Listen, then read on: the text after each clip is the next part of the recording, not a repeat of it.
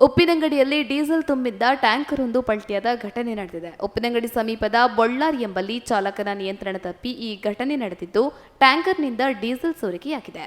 ಮೊದಲೇ ಡೀಸೆಲ್ ಬೆಲೆ ಏರಿಕೆಯಿಂದ ಕಂಗಾಲಾಗಿರುವ ಜನ ಸಿಕ್ಕಿದ್ದೇ ಲಾಭ ಎಂದು ಸೋರಿಕೆಯಾಗುತ್ತಿದ್ದ ಡೀಸೆಲ್ ತುಂಬಿಸಿಕೊಳ್ಳಲು ನಾ ಮುಂದು ತಾ ಮುಂದು ಎಂದು ಮುಗಿಬಿದ್ದಿದ್ರು. ಸ್ಥಳಕ್ಕೆ ಬಂದ ಪೊಲೀಸರು ಡೀಸೆಲ್ ತುಂಬಿಸಿಕೊಳ್ಳುತ್ತಿದ್ದವರನ್ನ ಲಾಠಿ ಚಾರ್ಜ್ ಮಾಡಿ ಚದುರಿಸಿದ್ದಾರೆ.